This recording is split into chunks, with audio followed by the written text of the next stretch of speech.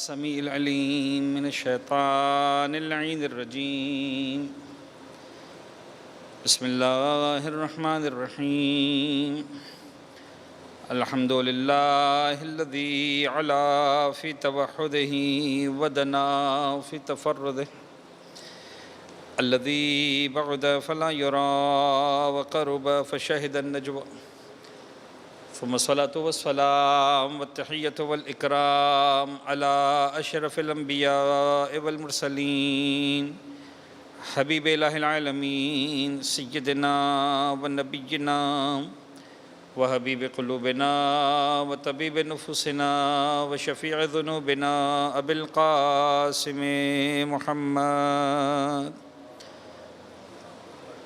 وعلى أهل بيته الطيبين الطاهرين المعصومين المنتجبين، لا سيما على بقية الله في الأرضين وحجته إلى العالمين، واللعن الدائم على أعدائهم ومنكري فضائلهم وغاصبي حقوقهم أجمعين، من يوم ظلمهم وغصبهم وعداوتهم إلى يوم الدين.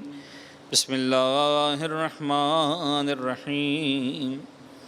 اللهم كن لوليك الحجة ابن الحسن صلواتك عليه وعلى آبائه في هذه الساعة وفي كل ساعة وليا وحافظا وقائدا وناصرا ودليلا وعينا حتى تسكنه أرضك طوعا وتمتعه فيها طويلا. اللهم صل على محمد وآل محمد وعجل فرجه. أما بعد فقد قال الله الحكيم في كتابه المبين. بسم الله الرحمن الرحيم.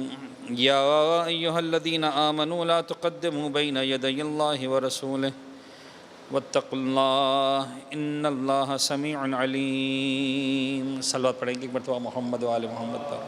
اللهم صل على محمد وآل محمد وعجل فرجهم. عزیزان گرامی، ایسا نہیں ہے کہ محفل مرتضیٰ کا ممبر میرے لیے نیا ہو یا میں پہلی مرتبہ محفل مرتضیٰ کے ممبر پر آیا ہوں، لیکن بہرحال یہ شاید زندگی کا ایک بالکل نیا ایکسپیرینس ہے، جو خیر اب اتنا نیا بھی نہیں رہا، اس لیے کہ اب رمضان کی تقریباً 11 تاریخ ہو چکی ہے اور اب تک کئی سارے لیکچرز اس طرح سے میں آن لائن دے چکا ہوں، تو سامنے جو افراد موجود ہوتے ہیں ان کی تعداد 1 2 3 سے زیادہ نہیں ہوتی ہے. وہ جو ریکارڈنگ کر رہا ہے یا وہ جو انتظامیہ کا کوئی آدمی،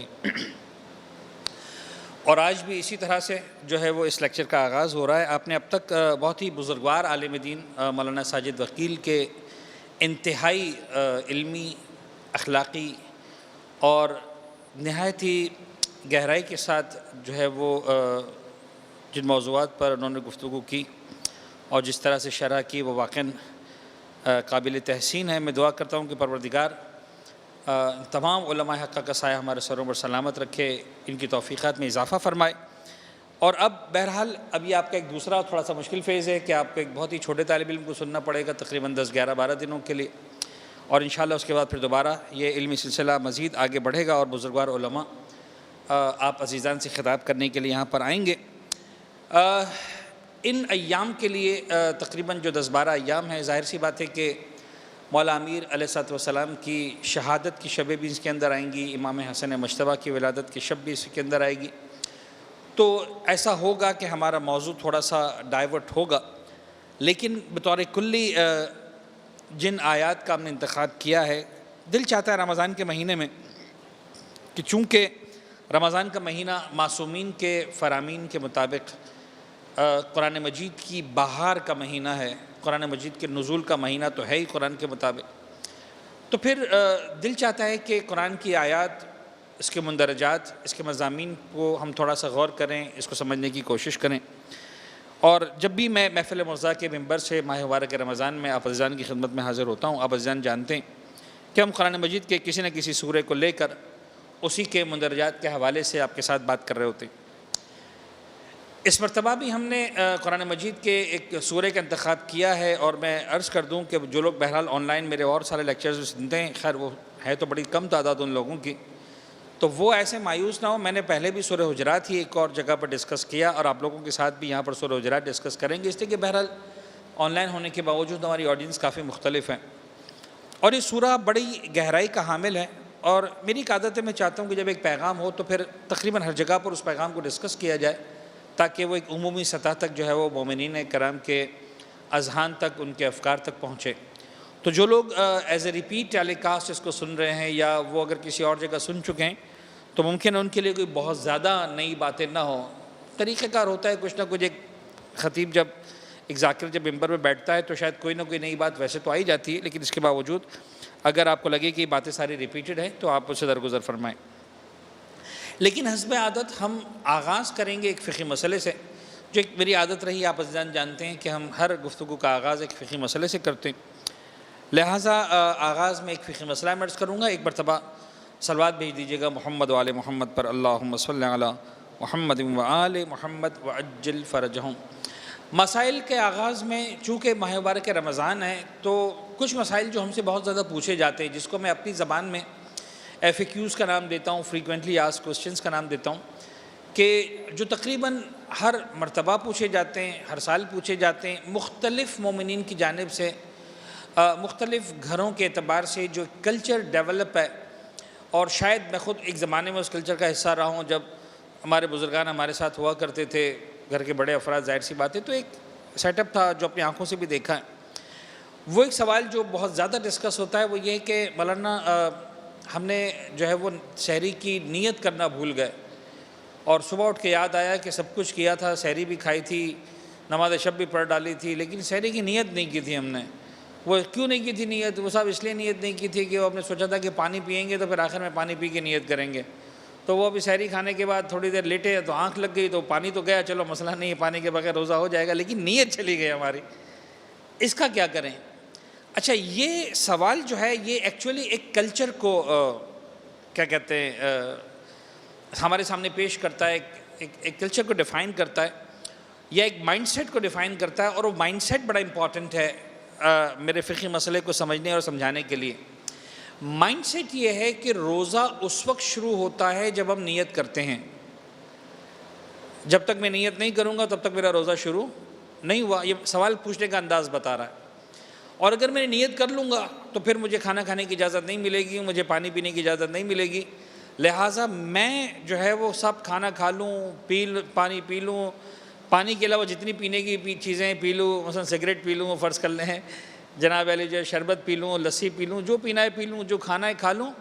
اب جب سب کچھ کھا لیا پی لیا، اب میں نیت کروں گا، اور نیت کرنے کا مطلب ہے کہ میرا روزہ اسٹارٹ ہو گیا۔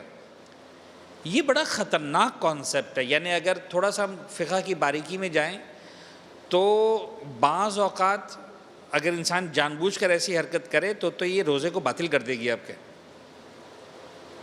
اچھا، کیوں باطل کر دے گی؟ مجھے پتہ ہے، میں نے بڑا مشکل سا جملہ بول دیا۔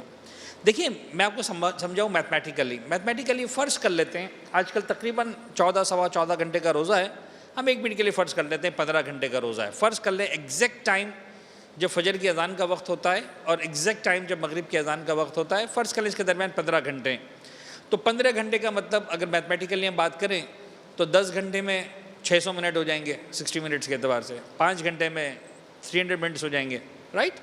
تو یہ 900 منٹ کا روزہ ہو گیا۔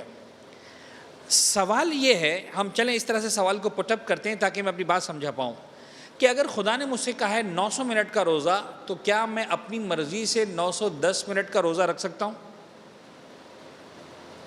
ناؤ ٹیک اٹ دس وے، خدا نے مجھ پہ کہا کہ بھئی روحانی صاحب تمہیں اس سال جو روزہ رکھنا ہے وہ 900 منٹ کا رکھنا ہے۔ میں نے کہا پروردگار تو نے 900 منٹ مانگے، میں 950 منٹ کا روزہ رکھتا ہوں، 930 منٹ کا روزہ رکھتا ہوں، آدھا گھنٹہ اپنی مرضی سے بڑھا دیتا ہوں، کیا مجھے اس کی اجازت ملے گی؟ جواب یہ ہے کہ 30 منٹ یا 10 منٹ تو بہت بات، اگر 1 منٹ بھی میں نے ایکسٹرا روزہ رکھا تو میرا روزہ باطل ہو جائے گا۔ اب یہاں تک مجھے پتا ہے کہ بہت مشکل بات ہو گئی، اب آتے سولوشن کی طرف۔ دیکھیے، بھوکا رہنا اور ہے، پیاسا رہنا اور ہے. میں بھوکا رہوں 900 کی جگہ 950 منٹ، وہ مسئلہ نہیں ہے. 25 منٹ پہلے کھانا بند کر دوں روزے کے سے پہلے، 25 منٹ بعد تک نہ کھاؤں، پہلے آرام سے مغرب پڑھوں، نافلہ پڑھوں، عشاء پڑھوں، اس کے بعد کھانا کھاؤں گا تو 25 منٹ ہو جائیں گے. وہ الگ بات ہے کہ میں 25 منٹ پہلے بھوکا رہوں، 25 منٹ بعد میں بھوکا رہوں، 25 منٹ پہلے پیاسا رہوں، 25 منٹ بعد میں پیاسا رہوں. دیٹ از الاؤڈ، اس کا کوئی مسئلہ نہیں ہے. میری جو روزے کی نیت ہے، جو میرا اللہ سے کلیم ہے، کلیم تو خیر ہم میں سے کسی کا نہیں بنتا، لیکن سمجھانے کے لیے، جو مجھے تنخواہ ملنی ہے وہ جناب علی مجھے 15 گھنٹے کی ملنی ہے. اب میں سیٹ کو خوش کرنے کے لیے 5 منٹ پہلے آفس چلا گیا تھا، 10 منٹ پہلے آفس چلا گیا تھا، تو وہ ٹائم نہیں بنے گا. میرا آفس مثال کے طور پر 8 بجے اسٹارٹ ہوتا تھا، میں 7:45 بجے پہنچ گیا. 9 بجے اسٹارٹ ہوتا تھا، میں 8:30 بجے پہنچ گیا. میری تنخواہ شروع ہوگی تو صبح 9 بجے سے، اگر آفس کا ٹائم 9 بجے کا ہے. میری 5 بجے تک کی تنخواہ ہے میری، تو مطلب 5 بجے میری تنخواہ ہو. اب میں سیٹ کو خوش کرنے کے لیے 5:15 بجے آفس سے نکلا، وہ ٹھیک ہے، لیکن اس کا مجھے 15 منٹ کا بونس نہیں ملنے والا، پارٹ ٹائم نہیں ملنے والا، کوئی میرا لیگل کلیم نہیں ہے. میں نے جو نوکری کی وہ صبح 9 سے 5 کی، روزہ جو رکھا وہ 900 منٹ کا ہی رکھا. تو آپ پہلے سے کھانا بند کر دیں، بہت اچھی بات ہے. آپ 10 منٹ پہلے پانی پینا بند کر دیں، بہت اچھی بات ہے. افطار کا وقت آنے کے 10 منٹ بعد پہلا گھونٹ پئیں، بہت اچھی بات ہے. افطار کا وقت آنے کے 15 منٹ بعد پہلا لقمہ رکھیں، بہت اچھی بات ہے. لیکن جو آپ کی نیت ہے وہ یہ ہے کہ پالنے والے جب روزہ شروع ہوا تب میرا روزہ شروع ہوا، جب روزہ ختم ہوا تب میرا روزہ ختم ہوا، ختم. تو اگر یہ بات سمجھ میں آ گئی تو اس کا مطلب یہ ہے کہ نیت چاہے میں رات کو 12:30 بجے کر لوں، کہ میں مثلا جیسے ابھی فرض کریں 10 بجے میں نیت کرتا ہوں کہ یا اللہ میں کل کا روزہ رکھ رہا ہوں، مسئلہ نہیں ہے. روزہ رکھ رہا ہوں کا مطلب یہ ہے کہ جب فجر کی اذان کا وقت آئے گا کل صبح تو اس کے بعد میرا کھانا پینا نہیں ہوگا. لیکن ابھی نیت کرنے کا مطلب یہ نہیں ہے کہ مجھے اب سحری میں کھانا بند ہو گیا. روحان صاحب آپ نے تو 10 بجے نیت کر لی تھی، تو نیت میں ابھی سے بھی کر لوں گا تب بھی صحیح ہے. لیکن میں نیت یہ کر ہی نہیں رہا ہوں کہ میں ابھی سے کھانا پینا بند کر رہا ہوں. میری نیت ہی یہ ہے کہ میں کل کا روزہ رکھوں گا. اور کل کا روزہ کب اسٹارٹ ہوگا؟ جب فجر کی اذان کا وقت آئے گا. تو میں نے ابھی سے نیت کر لی کہ جب کل صبح فجر کا وقت آئے گا تو میرا روزہ ہوگا. That is fine, more than fine for a نیت.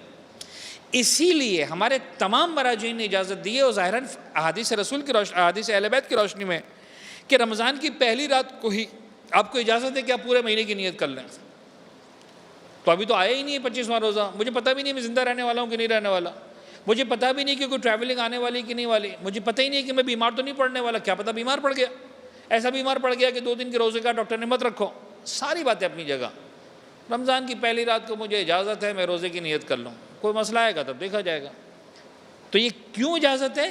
تو ایسا نہیں ہے کہ میں 30 دن بھوکا رہنے والا ہوں، 30 دن پیاسا رہنے والا ہوں. نیت کا مطلب ہی یہ ہے کہ روزانہ جب فجر کی اذان کا وقت آئے گا تو میرا کھانا پینا بند ہو چکا ہوگا، اور جب مغرب کی اذان کا وقت آئے گا تو اس وقت جناب علی جو ہے وہ، جب مغرب کی اذان کا وقت آئے گا تو اس وقت میرا روزہ خود بخود کھل جائے گا. میں چاہے پہلے تک آخری لمحے تک کھاتا رہوں یا 10 منٹ پہلے بند کر دوں، یا اذان ہوتے ہی، اذان کا ٹائم آتے ہی پہلے منٹ میں کھانا شروع کر دوں، یا 10-15 منٹ کے بعد. تو اب آ جائے سوال پر. سوال تو پھر بھی باقی رہا کہ مولانا نیت رہ گئی کیا کریں؟ جواب یہ کہ آپ کی نیت نہیں رہی ہے. آپ نے سحری کھائی تھی؟ ہاں کھائی تھی. کیوں کھائی تھی؟ مولانا صاحب روزہ رکھنا تھا اس لیے کھائی تھی. وہی آپ کی نیت ہے، جو آپ کے دل میں ارادہ ہے وہی آپ کی نیت ہے. آپ نے منہ سے نہیں بولا تب بھی کوئی مسئلہ نہیں ہے. آپ خدا نخواستہ کوئی بیمار نہیں پڑ گئے کہ نیند میں اٹھ کے کھا لیا، آپ کو پتہ ہی نہیں آپ نے کیا کیا. آپ نیند میں سے اٹھے ہیں، جاگے ہیں، سحری بنائیے، سحری کھائیے، اسی لیے کہ آپ کو پتہ تھا کہ مجھے کل کا روزہ رکھنا ہے. یہ جو آپ کا انٹینشن تھا، یہ آپ کی نیت ہے. اٹس مور دین انف.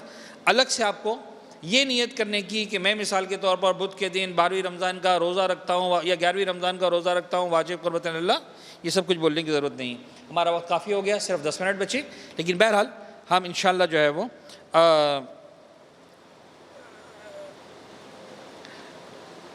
ان آیات کو ہم کوشش کرتے ہیں تھوڑا سا سمجھنے کی. سورہ مبارکہ حجرات، ایک مرتبہ صلوات پڑھ دیجیے گا محمد و آل محمد پر. اللہم صلی علی محمد و آل محمد وعجل فرجہم. سورہ مبارکہ حجرات 49 سورہ ہے، یہ 49واں قرآن مجید کا سورہ.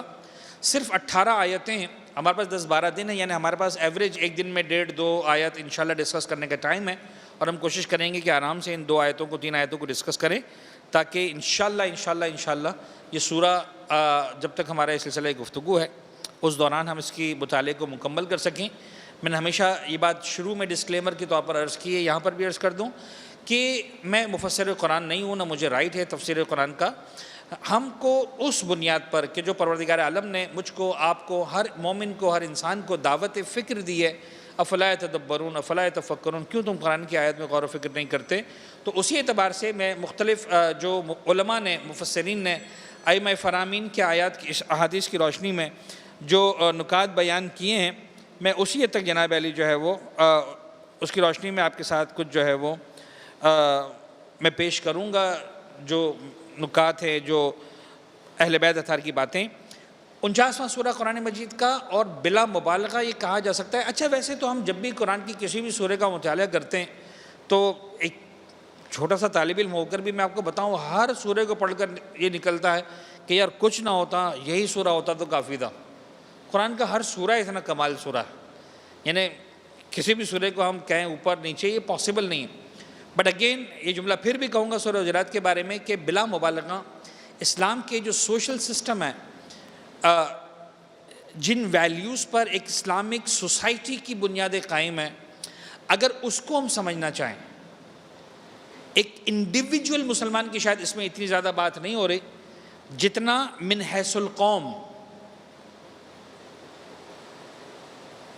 مسلمانوں کے بیہیویئر پر، مسلمانوں کے ایٹیٹیوڈ پر، مسلمانوں کے کلچر پر، جن ویلیوز پر ایک اسلامک سوسائٹی قائم ہے۔ یعنی میں یوں عرض کروں کہ جیسے مثال کے طور پر ہم لوگ پردیس میں جاتے ہیں، اب وہ چاہے وہ عیسائیوں کا ملک ہو، چاہے وہ مثال کے طور پر نان شیعاز کا ملک ہو، تو ہم کسی کے گھر میں تو نہیں جاتے، ظاہر سی بات ہے، ہوٹلوں تک رہتے ہیں محدود، یا بزنس تک محدود رہتے ہیں، مارکیٹس تک رہتے ہیں، تفریحی مقامات تک محدود رہتے ہیں، اور ہم جب وہاں سے واپس آتے ہیں تو ہم سے پوچھا جاتا ہے کہ تم نے وہاں کے لوگوں کو کیسا پایا؟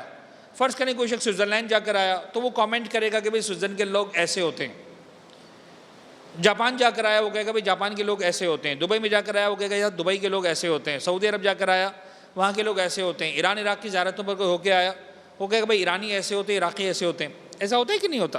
ایک کلچر ہوتا ہے ہر سوسائٹی کا۔ اسلام ہم سے کہتا ہے کہ آئی ڈونٹ کیئر کہ تم مطلب سعودی ہو یا ایرانی ہو یا عراقی ہو یا پاکستانی ہو یا ہندی ہو یا امریکہ میں رہتے ہو یا یورپ میں رہتے ہو یا کینیڈا میں رہتے ہو، آئی ڈونٹ کیئر۔ لوگ جب مسلمانوں کے بارے میں بات کریں تو مسلمانوں کا وہ کلچر کون سا ہونا چاہیے؟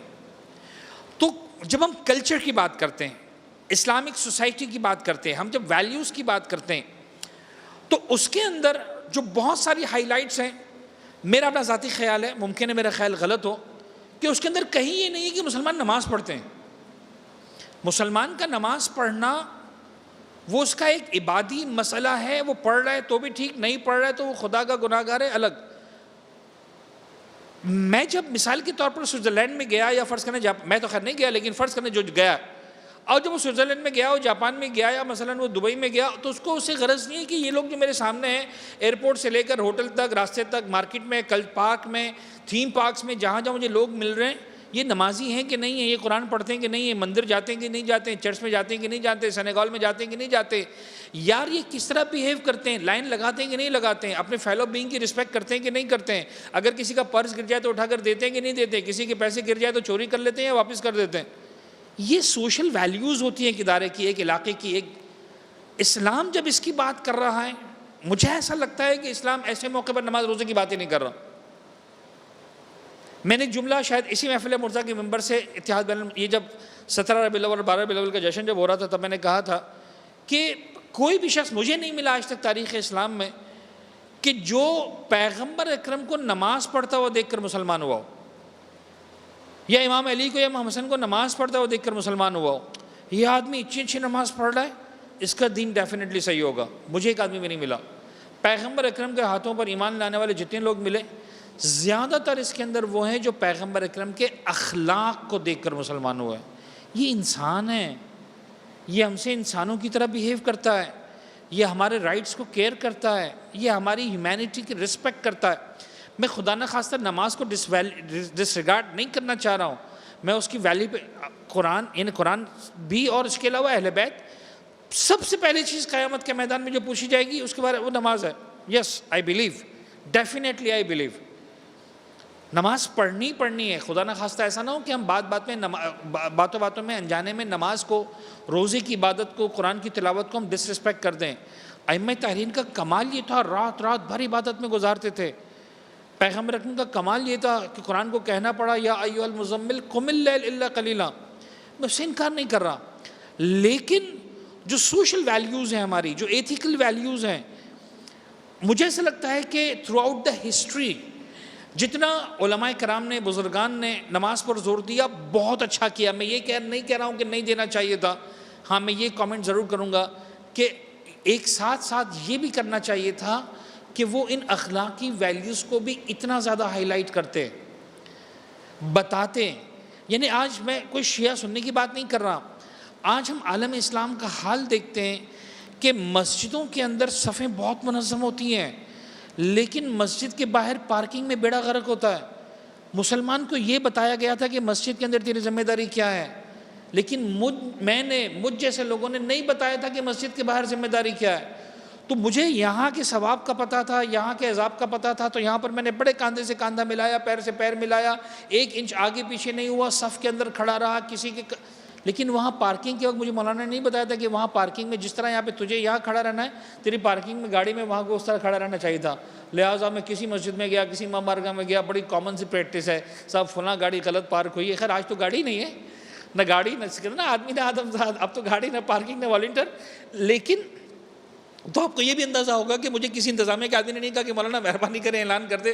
میں سمجھانا چاہ رہا ہوں, مندر کے اندر, مسجد کے اندر ہم بڑے صف کے ساتھ کھڑے ہوئے ہیں, لیکن مسجد کے باہر ہمارے جوتے کس انداز سے پڑے ہوئے ہیں. میرے خیال میں مسجد کے اندر ہمارا کھڑا رہنا یہ بتاتا ہے کہ ہمارا تعلق خدا کے ساتھ کیسا ہے, لیکن مسجد کے باہر ہمارا جوتا بتاتا ہے کہ میرا تعلق انسان کے ساتھ کیسا ہے.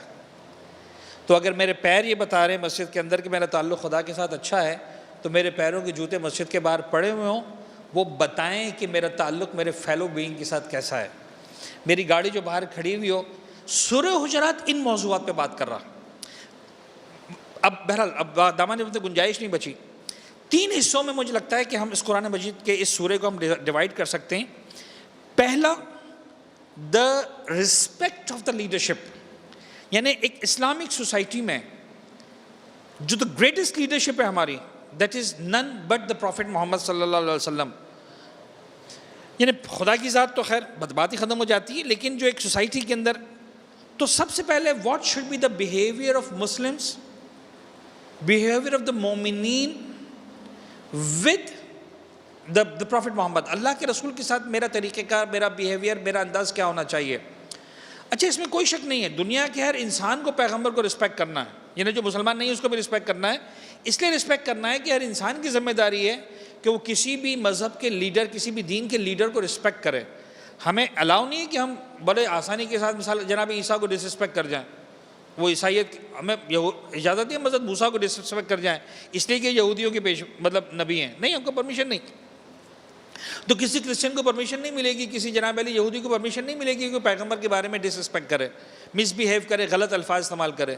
لیکن آپ دیکھیں کہ قرآن مجید سورہ حجرات میں پروردگار عالم جب 18 آیتیں ٹوٹل, کوئی بہت لمبی چوڑی آیتیں بھی نہیں ہیں, لیکن اسٹارٹ یا ایھا الناس نہیں, یا ایھا الانسان نہیں, یا ایھا الذین آمنوا.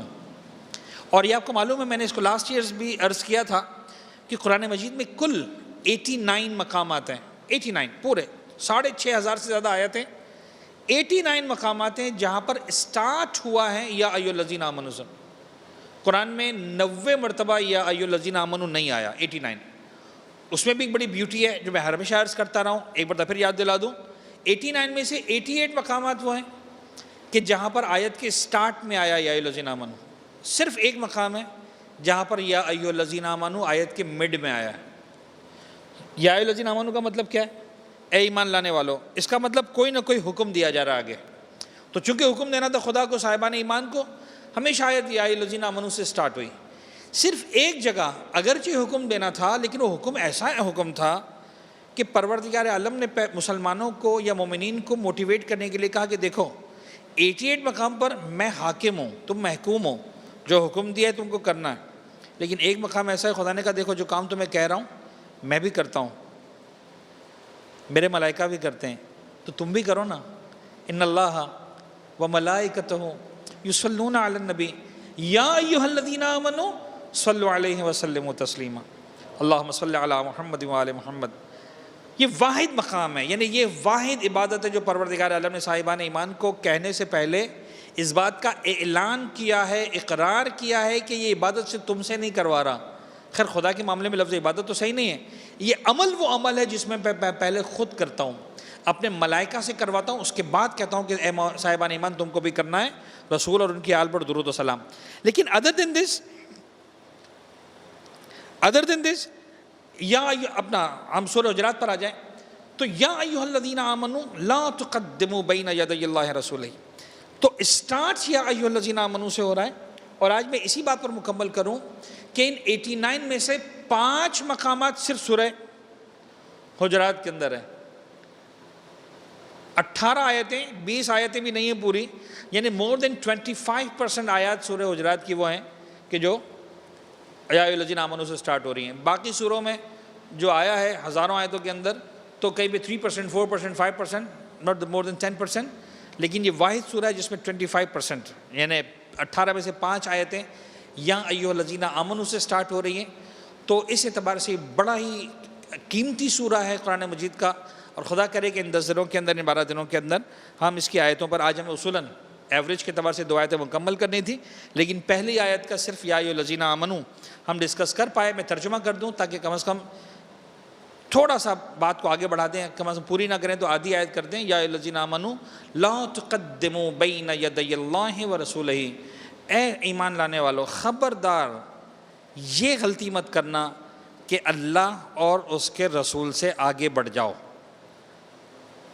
یہ مسٹیک نہیں ہے۔ یعنی جو ایک اسلامک سوسائٹی قائم ہوگی وہاں پر پیغمبر کی رسپیکٹ، اچھا آج میں اور آپ پورا عالم اسلام ایک الگ انداز سے رسپیکٹ کرتا ہے، اس میں کوئی شک نہیں ہے، لیکن عزیزان گرامی یہ بات ضرور ہے، ایک سمجھ میں آتی ہے، ایک انسان امیجنیشن کر سکتا ہے کہ جب وہی رسول روزانہ ہمارے درمیان آ رہا ہے، باہر وہ بھی جوتے اتار رہا ہے، میں بھی جوتے اتار رہا ہوں، چلتے وہ بھی آ رہا ہے، یہ بھی آ رہا ہے، تو بعض اوقات انسان کہتا ہے کہ بھئی یہ تو میرے جیسے ہی ہیں، یہ آج اس مرتبہ آج ان کے کپڑوں میں آج استری نہیں ہے، میرے کپڑوں میں استری ہے، آج ان کے کپڑے جو ہے وہ یار یہ اللہ کے رسول نے کل بھی یہی سوٹ پہنا تھا، آج بھی یہ سوٹ پہنا ہے، تھوڑا سا جو ہے وہ مطلب وی ڈیل لائک اچھا آج اللہ کے رسول کی آنکھ لگ گئی تھی مثلا جو ہے وہ نیند چہرے پہ، جو ہیومن بیہیویئر، تو لوگ بعض اوقات وہ والی رسپیکٹ جو آج میں اور آپ نہ دیکھتے ہوئے جو رسپیکٹ کر پا رہے پیغمبر اکرم کی، کہ نام بھی آتا ہے تو بے اختیار ہمارا سر جھک جاتا ہے، نام بھی آتا ہے تو ہمارے اوپر صلوات آ جاتی ہے، لیکن جو روزانہ آتے جاتے اٹھتے بیٹھتے کھاتے پیتے ساتھ میں دیکھ رہے ہوتے تھے،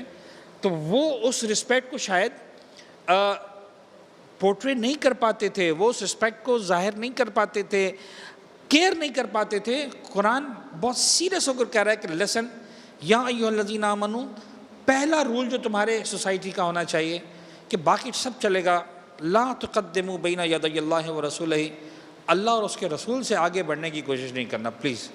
دس از انہیں یہاں پر میں لائن ڈرا کر دی ہے۔ اب واٹ ڈز اٹ مین، کس موقع پر یہ آیت نازل ہوئی، کس طرح کے بیہیویئر کے موقع پر قرآن مجید نے اس آیت کو نازل کیا، حالانکہ وہ بیہیویئر ہم اپنی طلاب کی زبان میں، طالب علموں کی زبان میں کہتے ہیں کہ وہ مخصص نہیں ہوتا، یعنی ایسا نہیں ہوتا کہ جس موقع پر یہ آیت آئی ہے تو وہ اسی کے لیے تھی، وہ across the line for centuries وہ ویلڈ ہوتی ہے وہ آیت، اور جہاں جہاں اس کی میننگ کے اپلیکیشنز ہوتے ہیں وہاں پر یہ آیت آتی ہے، لیکن ایک ہمیں اگزامپل مل جاتی ہے، اچھا یہ والا بیہیویئر تھا جس کے موقع پر قرآن نے آیت نازل کیا، تو ایک حد تک لائن ڈرا کرنے میں ہمیں آسانی ہوتی ہے کہ کہاں پر آ کر رسپیکٹ آف دا رسالت۔ بہرحال پھر بہت ساری روایات بھی اگر ہو سکیں گی تو آئیں گی، گفتگو کو مکمل کرتے ہیں۔ عزیزان گرامی، ماہ مبارک رمضان ہے اور آپ انداز جانتے ہیں کہ ہم مصائب ایک دو جملے پڑھے بغیر مکمل نہیں کر پاتے، تو آج چونکہ پہلی میری گفتگو یہاں پر پہلی ہے، تو بس میرا ایک دل چاہتا ہے کہ آج پہلی گفتگو میں نے جہاں بھی پڑھا جناب عباس کو یاد کیا، آپ کے سامنے بھی جناب عباس کو یاد کرتا ہوں کہ جب انسان، یہ جو حکم ہے عمومی حکم ہے ہم سب کے لیے کہ پانی پیو تو یاد کرو پیاس امام کی، تو سحری کے موقع پر بھی پانی پیتے ہیں، مولانا حسین کی پیاس کو یاد کرو، شاید اتنا زیادہ یاد نہیں آتی امام حسین کی، افطار کے موقع پر جب پانی ہوتا ہے تو زیادہ یاد آتی ہے کہ پالنے والے میں 13, 14, 15 گھنٹے پیاسا رہا، برداشت نہیں ہو پا رہا تھا۔ پتہ نہیں حسین نے، حسین کے ساتھیوں نے کیسے برداشت کیا، اور کس انداز سے انہوں نے کربلا کی پیاس کو برداشت کر پائے۔ لیکن روزے کے درمیان جب پانی سامنے ہے، اقتدار ہے، اختیار ہے، ٹھنڈا پانی ہے، ہاتھوں میں ہے، سامنے ہے، بظاہر کوئی روکنے والا نہیں ہے، پھر بھی نہیں پی سکتے ہو، تو یہ موقع ہے عباس کی پیاس کو یاد کرتے۔ عباس کی پیاس کو یاد کرو، جو فرات کے کنارے کھڑا ہوا تھا، ترائی میں مشکیزے کو بھرا تھا، ہاتھ میں چلو میں پانی کو لیا تھا، اور پھر اس پانی کو پھینک دیا تھا۔ میں پی تو سکتا ہوں، اقتدار تو آ گیا، میں اور آپ نہیں پیتے، اس لیے کہ خدا سے وعدہ ہے کہ پالنے والے، میں نہیں پیوں گا پانی، میں نے روزہ رکھا ہے۔ لیکن عباس پیاسا رہا، اس لیے کہ حسین کی سکینہ سے وعدہ ہے، سکینہ مر جاؤں گا لیکن جب تک تجھے پانی نہیں ملے، اور عباس نے اس وعدے کو نبھایا۔ میں نے گفتگو کو مکمل کیا۔ ہمارا سلام حسین ابن علی کی پیاس کو، ہمارا سلام مولا عباس کی پیاس کو۔ پیاس اتنی شدید ہے اور مولا حسین کی پیاس کا اتنا اثر ہے۔ میں 2 جملے مصائب کے پڑھ دوں، مکمل ہو جائے۔ سوال و جواب کی صورت میں کئی مرتبہ میں نے پڑھا ہے، بس یاد کریں اس منظر کو اور آنسوؤں کا نذرانہ پیش کریں اہل بیت اطہار کی خدمت میں، اور دعا کریں پالنے والے حسین پر بہائے گئے ان آنسوؤں کے صدقے میں۔ یہ جو کورونا کی بیماری آئی ہے، ہم فرش عزا پر نہیں بیٹھ پا رہے ہیں، ہم ذکر مصائب نہیں سن پا رہے اس انداز سے بیٹھ کر جو ایک فرش عزا کی رونق ہوا کرتی تھی۔ میں جب تک گھر سے آن لائن لیکچرز دے رہا تھا، شاید پھر بھی چل گیا، مجھ سے برداشت نہیں ہو پا رہا۔ میں فرش عزا پر آ کر بیٹھا ہوں، ممبر پر آ کے بیٹھا ہوں، کوئی میرے سامنے سننے والا نہیں ہے، کوئی ساتھ دینے والا نہیں ہے۔ خدا یہ رونقیں لوٹ آئے، یہ کورونا جو تو نے ہماری آزمائش تو بہتر جانتا ہے پالنے والے، لیکن محمد و آل محمد کا واسطہ ہم نہیں ہیں قابل ان آزمائشوں کے، ہماری اوقات اور حیثیت نہیں ہے کہ ان آزمائشوں کو برداشت کر سکیں۔ پالنے والے اس آزمائش کو پورا فرما، ہمیں سرخرو اور کامیاب فرما۔ بس ایک جملہ، سکینہ در خیمہ پر کھڑی ہوئی بابا کا انتظار کر رہی تھی۔ جب حسین ابن علی کا خالد ذوالجناح واپس آیا، قدموں سے لپٹ کر تڑپ کر ایک جملہ کہا، یا جوادہ ابھی حل سقیا ابھی ہم کو چلا شانہ، اے میرے بابا کے ذوالجناح، مجھے سمجھ میں آ گیا میرا بابا مارا گیا، مجھے اتنا بتا دے ذبح کرنے سے پہلے میرے بابا کو پانی پلایا کہ نہیں پلایا؟ ذوالجناح نے کوئی جواب نہیں دیا۔ سکینہ کا سوال ادھورا رہ جاتا۔ بس 11 محرم کو یہ کاروان روانہ ہوا، 12 محرم کو میرا مولا سید سجاد جب اعجاز امامت سے جنازوں کو دفنانے کے لیے آئے ہیں تو قبر حسین ابن علی پر ایک جملہ لکھا ہے، الا یا اہل العالم ھذا قبر حسین ابن علی الذی قتلوہ اجشانہ۔ سکینہ تیرے سوال کا جواب سید سجاد نے دیا۔ دنیا والوں یاد رکھنا، یہ فاطمہ زہرا کے لال، علی ابن ابی طالب کے لال حسین ابن علی کی قبر ہے۔ یہ اسی مظلوم کی قبر ہے جسے آخری دم تک پانی نہ ملا، پیاسا ہی تہہ تیغ کر دیا گیا، پیاسا ہی شہید کر دیا گیا۔ وَسَيَعْلَمُ الَّذِينَ ظَلَمُوا عَلَى مُحَمَّدٍ أَيَّ مُنْقَلَبٍ يَنْقَلِبُونَ۔ پالنے والے ہمارے ان قلیل توسلات کو اپنی بارگاہ میں قبول فرما۔ غم محمد و آل محمد کے سوا کوئی غم ہماری زندگی میں شامل نہ فرما۔ ہمارے ناسوں کو رومال حضرت زہرا سلام اللہ علیہ میں جگہ عنایت فرما۔ معبود محمد و آل محمد کے طفیل جہاں جہاں دنیا میں اہل بیت کے چاہنے ماننے والے موجود ہیں، سب کی جان مال عزت اور آبرو کی حفاظت فرما۔ تمام اہل ایمان کو اس کورونا کی بیماری سے، بلکہ بالخصوص اہل بیت کے ماننے والے، لیکن بالعموم سارے عالم اسلام، بلکہ سارا عالم انسانیت، پالنے والے دنیا میں جہاں جہاں انسان آباد ہیں، جہاں جہاں بنی آدم آباد ہیں، جہاں جہاں تیرے بندے آباد ہیں، محمد و آل محمد کا واسطہ اس بیماری سے، اس پریشانی سے نجات عنایت فرما۔ پالنے والے جو بیمار ہیں بطور خاص اس بیماری کے اندر مبتلا ہیں، بطور خاص اہل ایمان جو دنیا بھر میں کئی جگہوں سے خبریں آ رہی ہیں، مختلف علاقوں سے لوگ بتا رہے ہیں، بلکہ اب تو یہاں تک سوال آنا شروع ہو گئے، غسل و کفن کیسے دیا جائے، والنٹیئرز کم پڑھ رہے ہیں، نہیں مل رہے۔ پالنے والے محمد و آل محمد کا واسطہ جو گزر چکے ہیں ان کی مغفرت فرما، جو زندہ ہیں اور بیمار ہیں پالنے والے بطور خاص شفاء کامل و عاجل عنایت فرما۔ ہم سب کے رزق حلال و طیب میں کثرت و برکت و وسعت عنایت فرما۔ پریشان حالوں کی پریشانیوں کو دور فرما۔ قلب مقدس و امام زمانہ کو ہم سے راضی و خوشنود فرما۔ ہمارا نام ان کے اعوان و انصار میں شمار فرما۔ میرے معبود ہم سب کے مولا اور آقا کو دین کی سربلندی کے لیے، انسانیت کو اپنے عروج و کمال پر پہنچانے کے لیے اذن ظہور عنایت فرما۔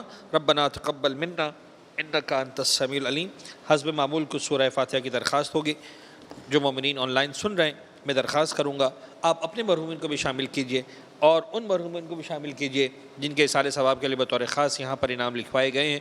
ظاہر سی بات ہے ان کی کنٹریبیوشن سے اس طرح کے سلسلے چلتے بھی ہیں، تو ہم سب ان کے لیے دعا کریں۔ فاتحہ پڑھیں، آپ اپنے مرحومین کو بھی شامل کیجئے۔ میں نام لے لیتا ہوں، تب تک آپ سورہ فاتحہ، سورہ اخلاص، سورہ انا انزلنا کی تلاوت جاری رکھیں تاکہ ہمارے لیے، ہمارے مرحومین کے لیے، ان سارے مرحومین کے لیے جو ہے وہ خیر و برکت اور رحمت کا باعث ہو۔ مرحوم حسین محمد علی مولو اور ان کے خاندان کے تمام مرحومین، مرحومہ خیر النساء رحمت اللہ ماؤ جی اور ان کے خاندان کے تمام مرحومین، مرحومہ کلثوم بائی عبداللہ سوم جی، مرحوم اکبر فاضل دھینانی، مرحوم قاسم علی محمد علی دینا، مرحومہ فاطمہ بائی جمعہ لاڈک، مرحوم منیر احمد شریف، مرحومہ معصومہ بائی علی محمد وسرام، مرحومہ ممتاز بانو برکت علی نایانی، مرحوم حیدر علی عبدالحسین ماؤ جی، مرحومہ زینب بائی رجب علی خاکو، مرحوم رجب علی حسن علی راجانی اور ان کے خاندان کے تمام مرحومین، مرحومہ زہرا بانو ولی محمد اور ان کے خاندان کے تمام مرحومین، مرحومہ فاطمہ بانو ولی محمد اور ان کے خاندان کے تمام مرحومین، مرحوم رمضان علی ولی محمد اور ان کے خاندان کے تمام مرحومین، مرحوم یوسف علی ابراہیم سابو والا اور ان کے خاندان کے تمام مرحومین، مرحوم ساجد حسن محمد رضا راجانی، مرحوم محمد جعفر سلیمان خاکو، سکینہ علی محمد لیلا، روشن علی قاسم علی ناصر، قاسم علی رجب علی سلیمان خاکو، رجب علی سلیمان خاکو، احمد نظر علی، مرحوم انور علی راشد جسانی خاندان کے تمام مرحومین، مانڈوی والا خاندان کے تمام مرحومین، شہید سجاد حسین سپاری والا اور ان کے خاندان کے تمام مرحومین، مرحوم احمد عبداللہ غلام حسین ایڈن والا اور ان کے خاندان کے تمام مرحومین، مرحوم فدا حسین فاضل رتنسی اور ان کے خاندان کے تمام مرحومین، حاجی بھائی مراج خاندان کے تمام مرحومین، احمد بھائی مراج خاندان کے تمام مرحومین، مرحومہ زہرا بھائی مصطفیٰ حاجی بھائی مراج، بانیان مجلس کے تمام مرحومین، کل مرحوم مومنین مومنات، شہدائے ملت جعفریہ، تمام علماء اور مراجعین جو اس دنیا سے رخصت ہو گئے، تمام اہل ایمان جو ان فرش ادا پر شریک ہوتے تھے آج ہمارے درمیان نہیں رہے ہیں اور اس دنیا سے جا چکے ہیں، دام درم سخن ہے، جس نے جس انداز سے بھی کئی خدمت کی آج اس دنیا میں نہیں رہے، عمومی طور پر تمام مرحومین جو آن لائن سن رہے ہیں ان کے تمام مرحومین، پالنے والے سب کے مرحومین کے لیے ہم مغفرت کی دعا کرتے ہیں۔ ایک مرتبہ سورہ الحمد، 3 مرتبہ سورہ اخلاص کی تلاوت فرما دیں۔ بسم اللہ الرحمن الرحیم، الحمدللہ رب العالمین الرحمن الرحیم مالک یوم الدین، ایاک نعبد و ایاک نستعین، اہدنا الصراط المستقیم صراط الذین انعمت علیہم غیر المغضوب علیہم ولا الضالین۔ بسم اللہ الرحمن الرحیم، قل هو اللہ احد اللہ الصمد لم یلد ولم یولد ولم یکن لہ کفوا احد۔ بسم اللہ الرحمن الرحیم، قل هو اللہ احد اللہ الصمد لم یلد ولم یولد ولم یکن لہ کفوا احد۔ بسم اللہ الرحمن الرحیم، قل هو اللہ احد اللہ الصمد لم یلد ولم یولد ولم یکن لہ کفوا احد۔ ربنا تقبل منا انک انت السمیع العلیم وتب علینا انک انت التواب الرحیم۔